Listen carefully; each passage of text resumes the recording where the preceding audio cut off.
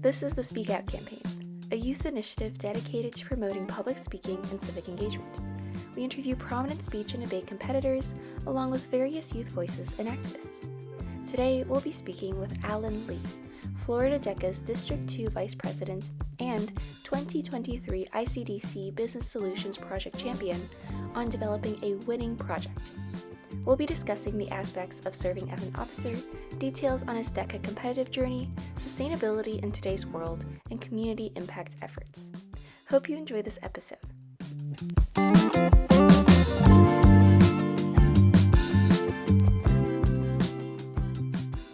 Hi, Alan. Really happy to get to talk to you today. I've been good. We've been working a lot with Florida DECA recently, so I'm back from that this weekend. But I'm glad to Got have the it. chance to talk to you. Yeah, I know I've been seeing all of that everywhere on your social media, so I know you've been working hard, grinding away, and making Florida DECA the best it can be. But for everyone else, Alan Lee is a senior and third-year DECA member from Nice High School in St. Johns County, Florida. Prior to serving as the vice president assisting District 2, Alan served as chapter co-president and qualified for ICDC in 2022.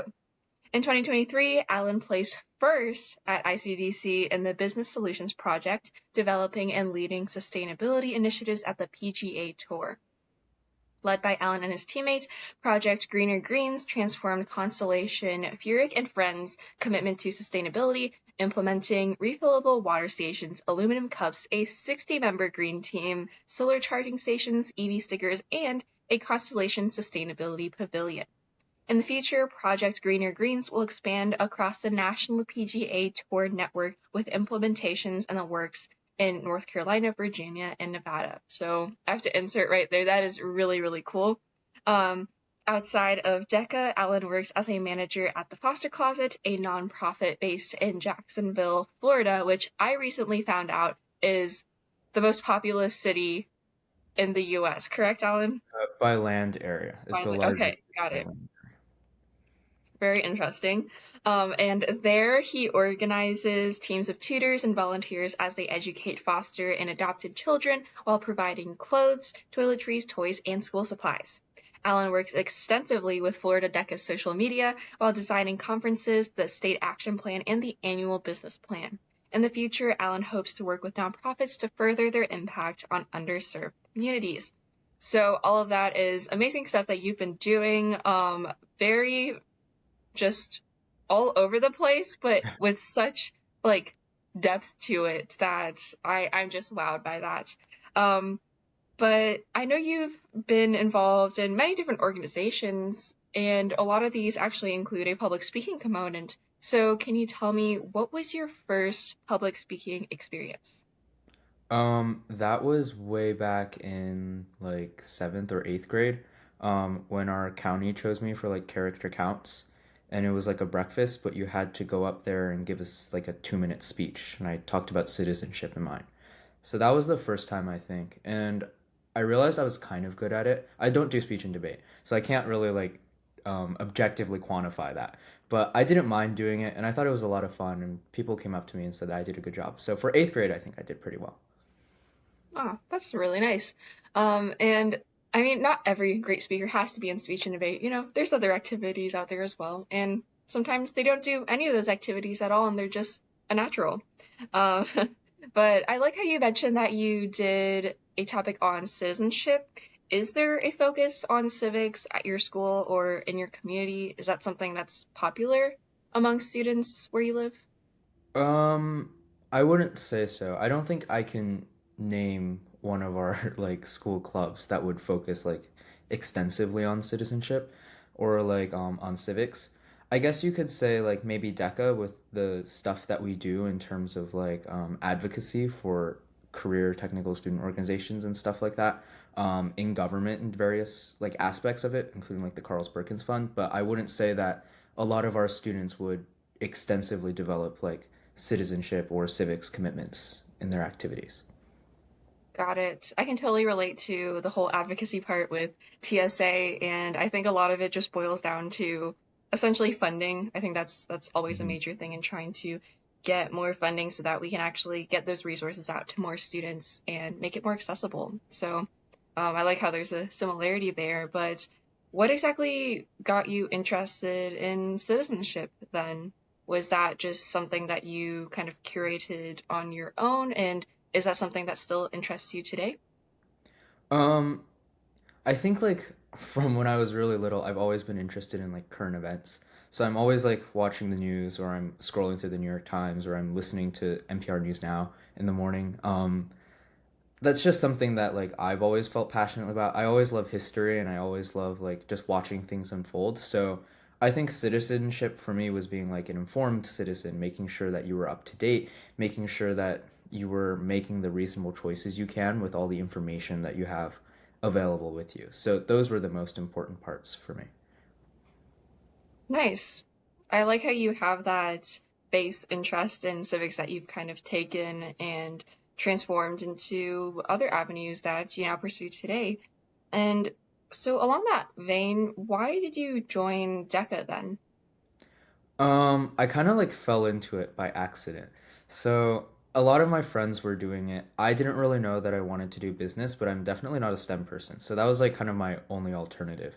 So I kind of just fell into it. And how it works is you have like two choices of events. You could do a role play or a written. Role plays are first test, and then you do like a role play scenario with the judge, and then those scores add together. And then for written events, you do a 20-page paper, and then you do a 15-minute presentation. So I like stumbled into it, didn't know the difference between those. I randomly signed up for like two events, I think. And I was lucky that I signed up for a written because I only got second place at districts for my role play event. So that means I wouldn't have qualified to go to states. And I think that's like the biggest part of DECA where you get to see like all of like we have like 3,000 people that go to states, and it's a really big like event, and you can kind of see how big DECA actually is. So I was lucky that I ended up doing a written which sent me to states, and then I got second place, and after that I got hooked, and then just kind of like got carried along in DECA, and it just became like I really loved it, and I still love it today. I think it's an amazing opportunity for a bunch of kids, and it's addictive. Like you go into those conferences, and there's I know you probably would understand this too. There's a sense of energy there that you don't really get from a bunch of other activities. So I think that's kind of like my DECA story. Totally agree. And I do have that similar feeling of getting a buzz whenever I'm just around these other students that have a shared interest as me and being able to compete and do all these fun things with them. And I did have a little bit of DECA experience, but it was during COVID, so I definitely did not have that community aspect to it. But even so, I thought it was really fun just to be with a chapter. I think DECA especially, I don't know what it is, but students are just so enthusiastic about it. And I just like how it's very beginner friendly, I feel. Is it the same way at your school? Do you prep students for events in a certain way? Because I know that there's a lot that goes into preparing for competition. I think with DECA, it's really how much you put into it, you get out of it. And that's something that I really love. Because a lot of times I feel like in competitions, like you could work like 10 times harder or like 15 times harder and you wouldn't really get anything out of it. But DECA really rewards, I think, the hard work and the opportunities you put into it, especially with the written events. Our chapter is relatively new. Were founded in like 2018, so we've only been around like 5, 6 years. So we still count as like a newer chapter, and we're not definitely not large. I know Cypress Bay has like 1,000 members each year.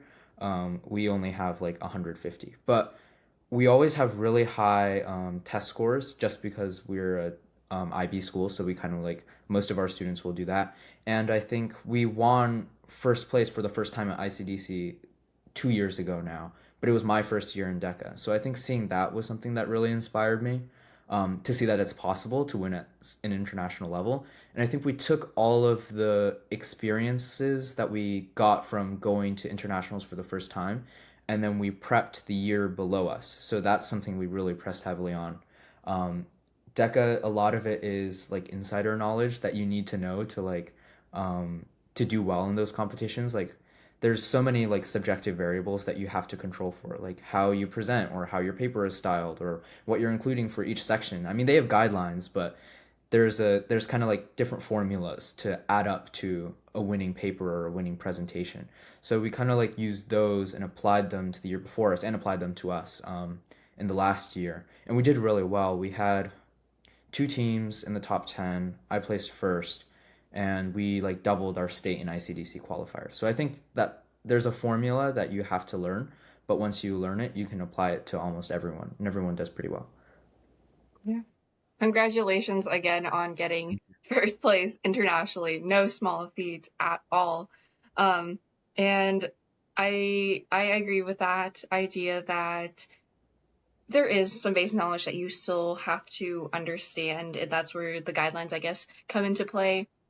Even with competing with different organizations like TSA or FBLA, I think it's the same thing there, and it's having that community to rely on and learn from that's really going to take you from perhaps like doing well, but to that next level and actually being able to make it to the top places at state and making it to internationals. So, It's a totally lot of agree with that. mentorship. Yeah. It's all Mhm. about like who you have as your advisor. Does your advisor know what they're doing and how passionate is your advisor about it? And especially I think the chapter officers in DECA have a lot of influence, at least at my school especially. It really just turns out how much time and work are you willing to put in to get the results that you want to see. But DECA kind of became my life after sophomore year. So that's just something I poured like everything into. Very cool. And you've gotten a lot out of it, at least from what I can see. But what would you say that students can do if maybe their community is not as close-knit as yours? Maybe if they don't have an advisor that can commit as much time, or maybe not as an engaged officer crew. There's definitely a lot of resources that you can find online. I watched like hours of YouTube videos about like how to prep for DECA competitions and like what your paper is supposed to be. I watched a lot of like those, I think his name is like DECA Goat. He has a lot of videos on prepping for competition. DECA provides you with the executive summary of the winning paper last year, which is not a lot, but it kind of gives you the general gist of what you're looking for. And there's a bunch of resources online that you can use to like kind of find people. I would say find the people who did well last year, and then kind of just ask them maybe politely what they did and how they thought they like did well. Because again, there's it's all sort of like, do you have the ability and are you willing to look for the resources that you need to succeed and do well? DECA Plus is another big thing. I think for Florida schools, Florida DECA pays for all of it, but it's like a big like archive of all the previous winning papers at ICDC. So they'll give you first, second, and third place. So those are the really big resources that I think. But of course, you won't unless you're in Florida and your chapter is like really small. You probably won't be able to afford it, but there's plenty of resources online that are free that can supplement that. And again, it's like as long as you want to put in the work and find out like what you need to do, and if it speaks to your passion, I think the judge can tell that. And while you may be like slightly below like the level of some people who have had the best prep, the best teachers, the best mentors, it's still you still have a fighting chance, I think. Yes, initiative is so, so important because Google can be your best friend in this case. And sometimes, even if you have mutuals on social media and you know someone who did really well in an event last year, I mean, I've gone and just messaged people that maybe I have like somewhat of a connection to, and they've given me great advice on a number of things. And I think that it's always great to leverage your network and other people's networks, since, I mean, a lot of times these people just want to give back and encourage more students to join that organization that they were a part of. So I like how you mentioned that. And I know that you're very involved with just the Florida DECA officers, just statewide, and you have a role in the voting sessions that go on. Can you tell me a little bit about how campaigning usually works? Is it really competitive, and how have the people who won differentiated themselves from other people, and how does that play out when you're in that voting delegate room? So Florida DECA does like kind of an electoral college basis where schools at the states will have different levels of votes. So that means like our largest chapters, like Cypress Bay and Spanish River, they'll all have like 40 something, 30 votes each. While let's say like Nice High School, our chapter would have five.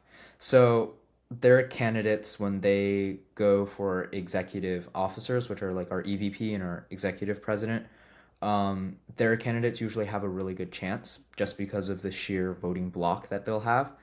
But I think during the voting sessions, it's all about playing to your strengths and weaknesses. Like we put up a candidate, Nice High School put up a candidate this year for executive office, and something that would have really helped that I think he learned later on was targeting the smaller schools, which add up to the voting force of one large school.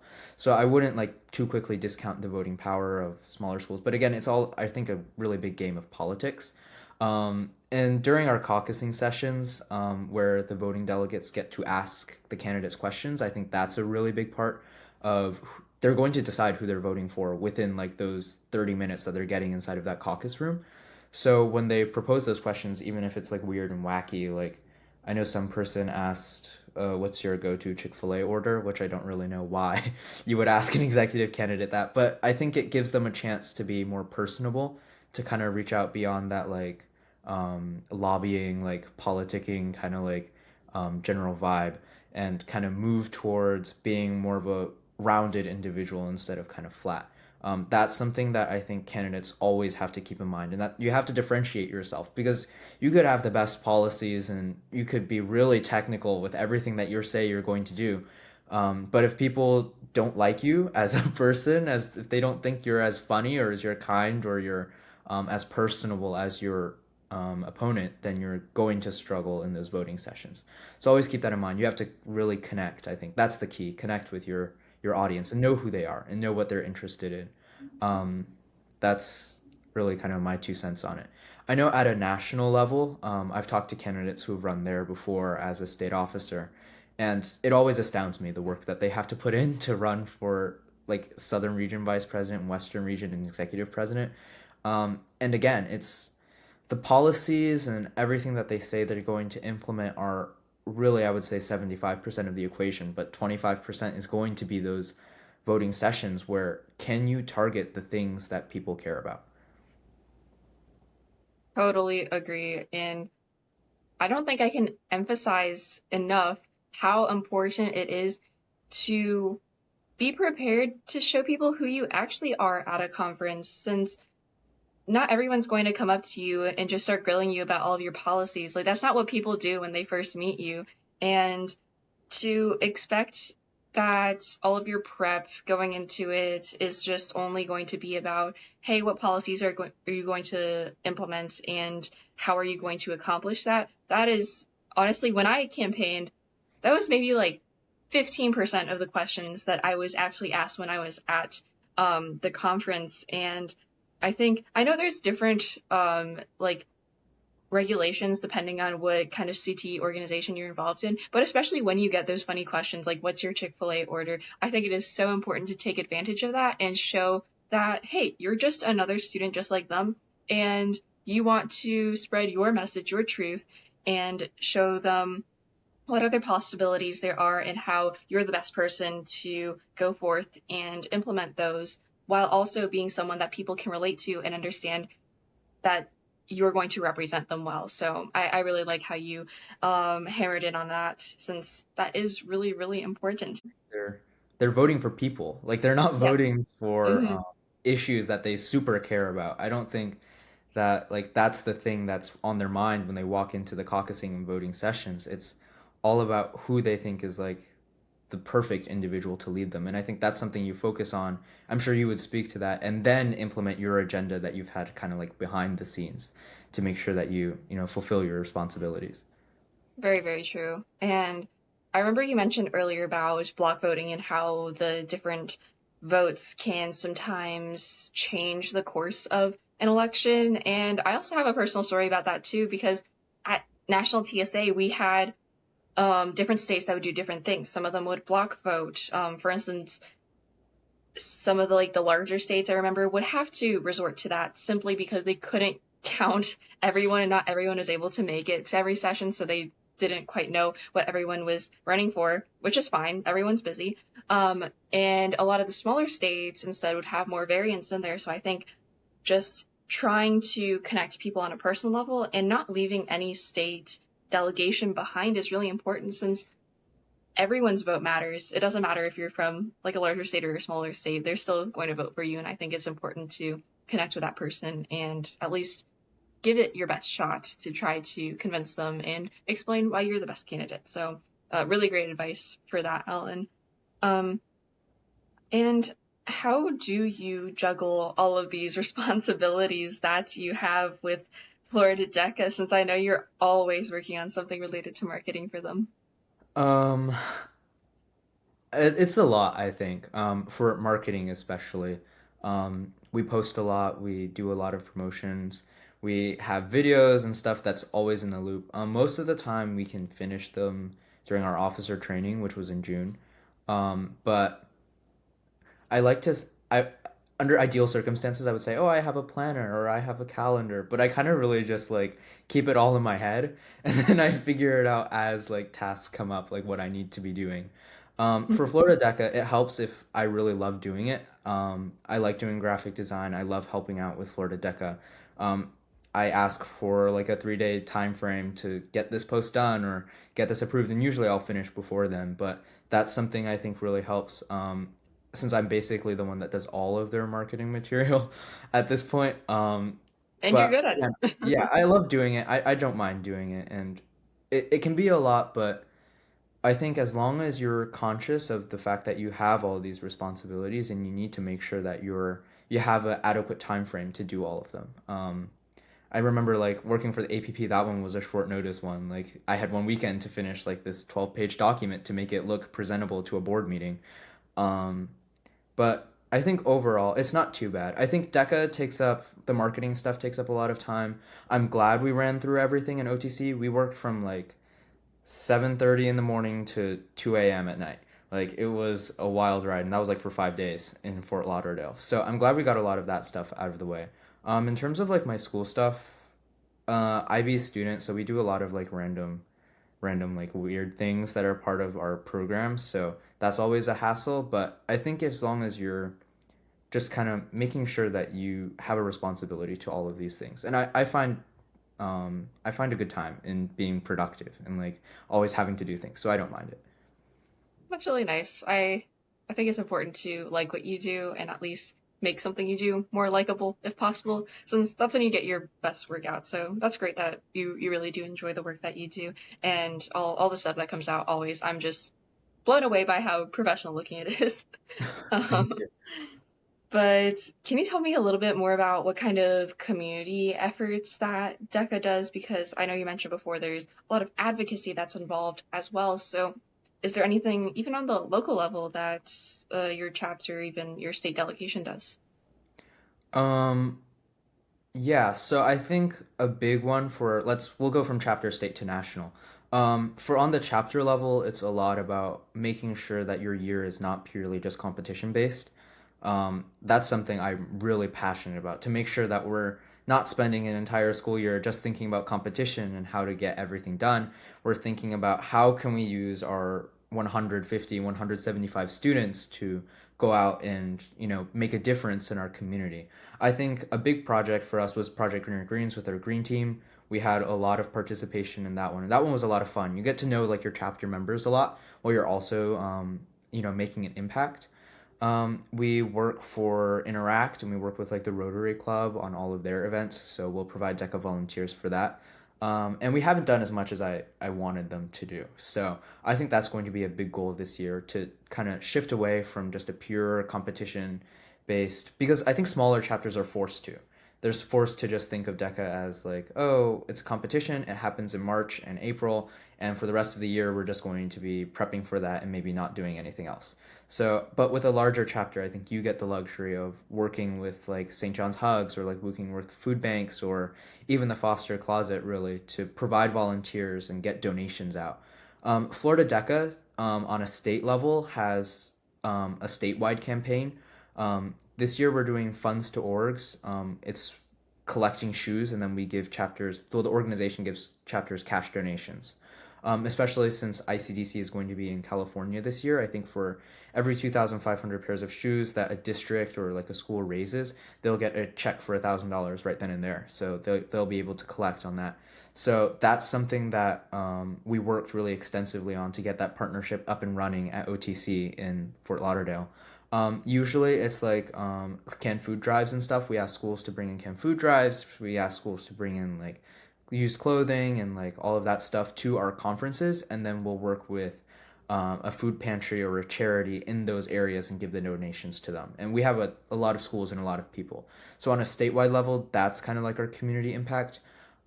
We do a lot of advocacy. That's one of our main goals this year as part of our three pillars in the action proposal plan.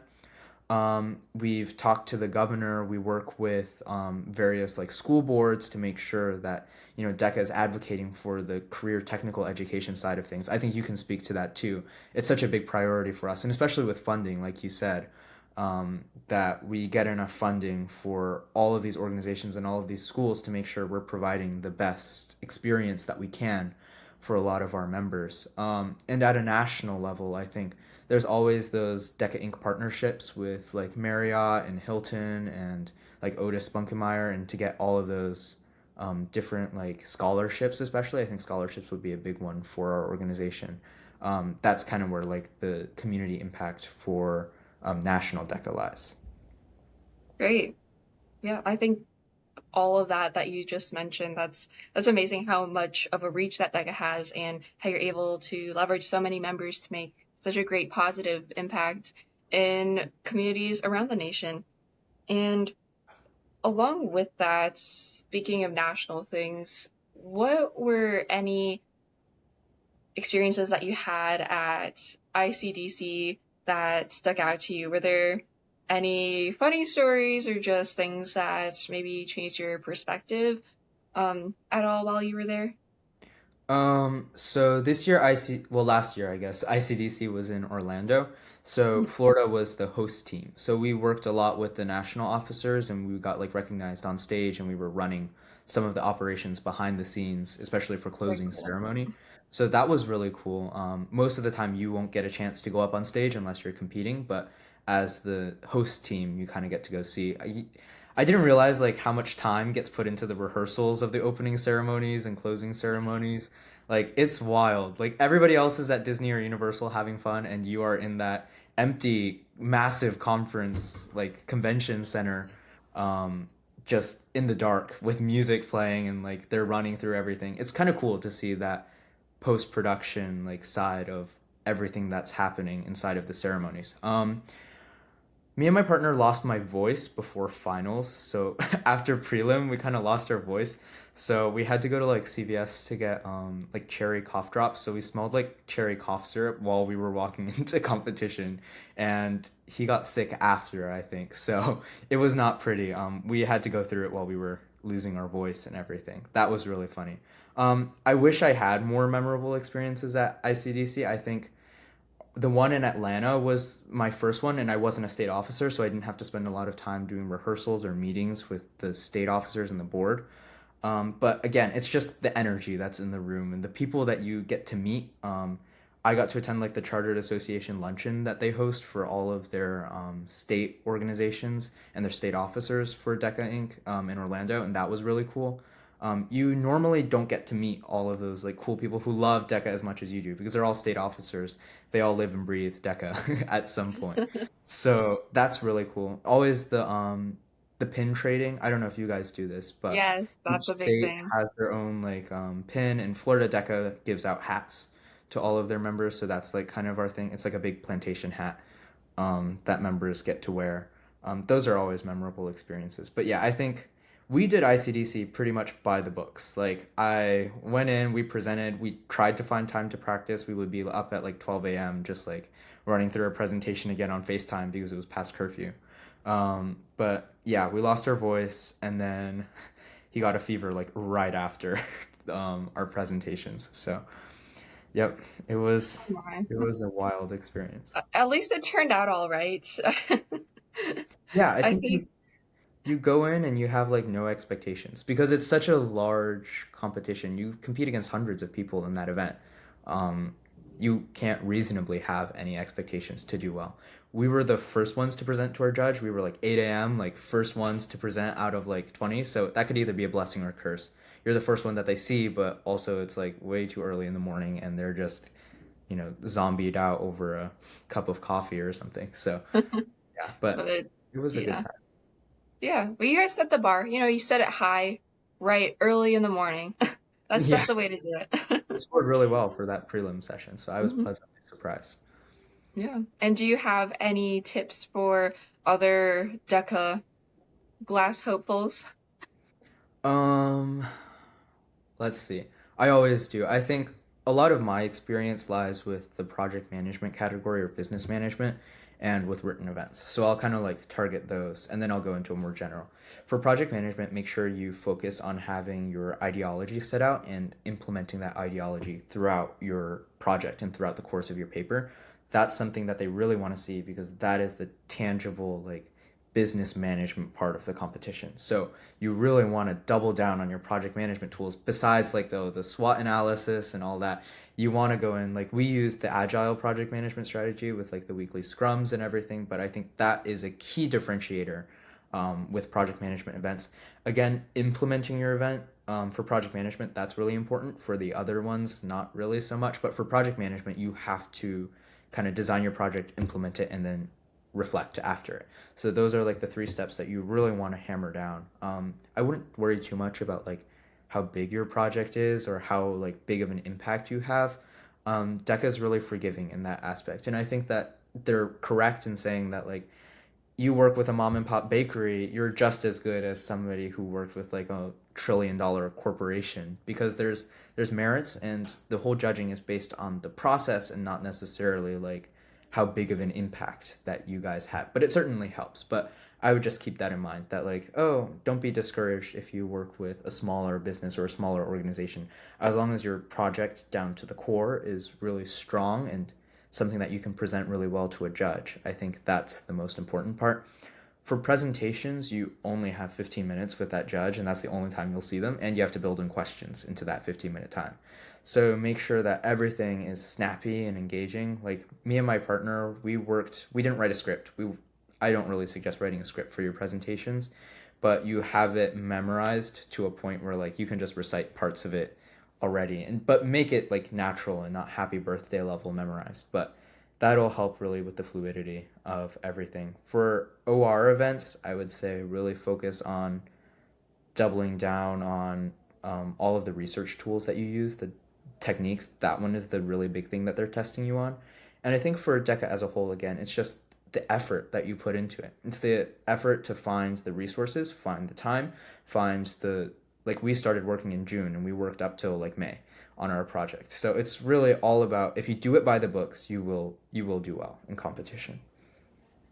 Great advice. Yeah, I think emphasizing starting early is so important since we're teenagers, we procrastinate, but it's when you really set those expectations for yourself that when you're able to achieve them, I think it makes the success all the more sweeter. So that's great advice that you had. And can you tell me more about the PGA work that you did? How exactly did you first get involved with that, and what did you learn from that experience? Because I know that had definitely a big impact. Yeah, so I live right by Ponte Vedra, which is where their headquarters is. So they have a really kind of big influence on their local area. So that's how we kind of like got in touch and connected with them. We always knew that we wanted to work with something that was like a Florida signature, like a Florida signature Yeah. brand. We wanted to compete at the international level.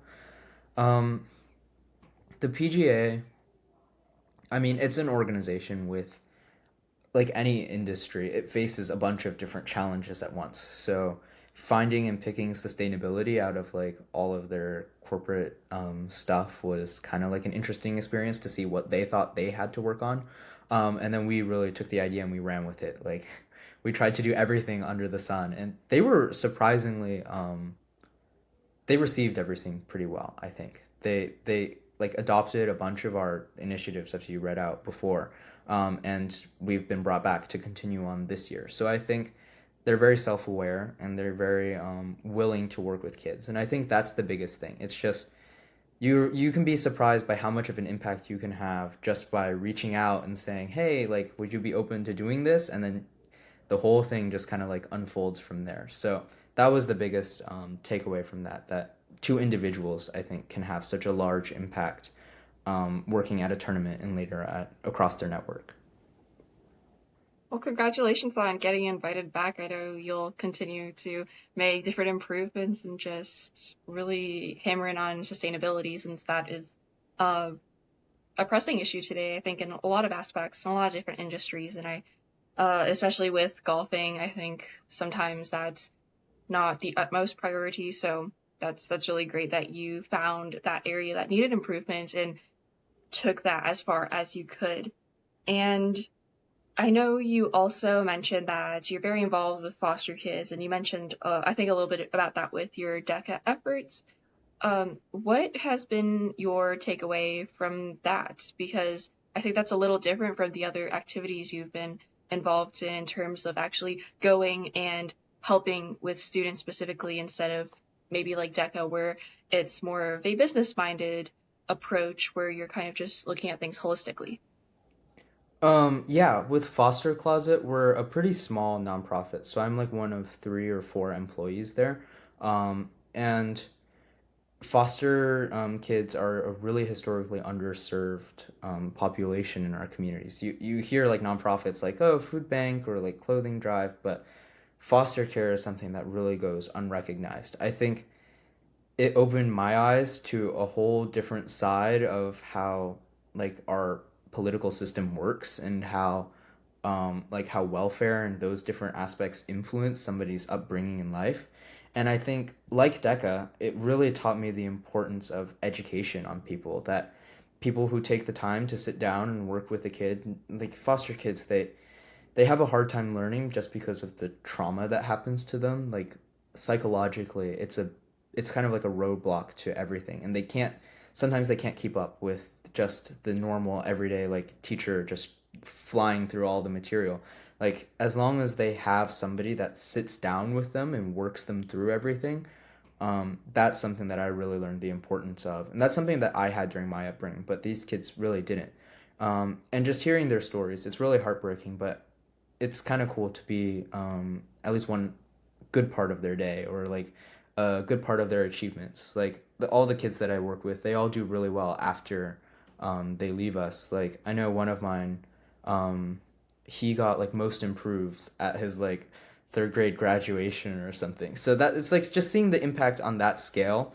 Working one on one with the kids, working one on one to see like everything that they're going through and just kind of being a good part of their day. That's the most important part for me. That's really touching. And I mean, that just has to be an amazing experience for you to be able to see these kids that you've helped and then just see them flourish afterwards. I mean, that just seems really heartwarming and just really sweet. Um, and I mean, I think that again, I really like how you're always able to pinpoint these areas where there needs to be more attention, whether it's with sustainability with golf or even like community efforts in DECA, and then now here with Foster Closet and helping these students that, yes, I know you mentioned how there are different organizations that maybe cover different aspects of that experience, whether it's with food banks um, or with just, I guess, tutoring. But I think it's also important to have something targeted, like what you said with Foster Closet, since those organizations aren't enough to actually encapsulate everything that a student of that background needs, since they just have different areas in their life that they need more support with, and simply having those maybe umbrella organizations is not going to cut it for them. So that's really amazing work that you've been doing. And With the foster closet, like tutoring is only like a really small part of what mhm, we do with the kids. I mean, we do have like a summer camp that like we hosted before and like I had to be put in charge of, but I think a big part of it and like I countered the other day with like my boss and we were like, you went through like 1,200 kids in the past like 2 years that you've helped. And a vast majority of that is like giving them clothes, I think. And it's a 10,000 square foot warehouse. We have a ton of stuff that's in there. And most of it, I would say, is brand new or like really, really lightly used. Like we have a partnership with Vans stores, so we have a ton of brand new Vans shoes that we're giving out. Like each kid gets 2 pairs of shoes. They get like 7 outfits, school supplies, toiletries, bikes, toys. Like we give out almost everything, and it's astounding to see. It's really her like passion project. My boss's like passion project. It is her thing, and just seeing the impact again of just like one individual on a community that could build up her nonprofit to that extent, that's the coolest part, I think. And she's definitely a mentor figure for me. But yeah, tutoring is only a really, really small part of what we do there. Most of the time, most of our clients will come in and they'll walk out with our white bags full of all sorts of stuff that they normally wouldn't get to buy with just the stipends that they get. But it's a really good resource, not only for the kids but also for the caregivers as well. That's awesome. Wow, you guys are like making sure these kids are dripped out. Vans Yeah, shoes? we cover everything, literally head to toe. So, I love that. And at the end of the day, after all of these experience, if you had to sum up your entire community engagement experience in just one word or phrase, what would that be and why? it's really going to be the importance of education, I think. Like the importance of career technical education. Like I've learned skills in DECA that I definitely will be using, guarantee you, for the rest of my life. Whether that's public speaking or working in like large teams or making sure that like the project management ideologies or the presentation skills, like these are all hard, concrete skills that students get the opportunity to use, exercise, and develop throughout these competitions. It's not just like a business competition. The skills that you learn, you really will carry along with you, especially with like the networking aspects, like all of this stuff. It's something that will be a part of you. So that education, I'm a big believer in, and I would say you are too, especially being with TSA. But it's such an important part of supplementing these kids' knowledge besides what we just learn in school. And then with the foster closet, I think with education in terms of working one on one, that dedication to pursue and to make sure that that there's a commitment to these kids, that you're showing that you are going to be there every week, you're going to be there with them to go through everything, and you're kind of changing their life outlook. That they get some confidence when you get to teach them skills at such a level and a depth that will be foundational when they go into their higher grade levels. So yeah, education I think is the one community impact that I would sum up. Even you can relate it to sustainability too, like teaching our tournament goers about like the different sustainable habits that they can make. They can pledge towards like, oh, just turning the lights off at home, or that could save you blank this much carbon dioxide or this much carbon emissions. And then for every tree we plant, like every pledge we receive, we plant a tree. So like it's all about like education and the impacts that we can have later in life. Pen is mightier than the sword. You have a great take on that, and thank you for talking with me today. I learned a lot about all of these things that you do and just the impact that you've had, and even things to apply to my own life regarding sustainability. I really enjoy how that's such a topic that you're passionate about. So yeah, it was great talking with you. You too. Thank you. Thanks for listening to this episode. If you have any comments, questions, or emotional outbursts, feel free to follow the Speak Out campaign on Instagram at speakout_speech and our website, speakoutspeech.org. See you in the next episode.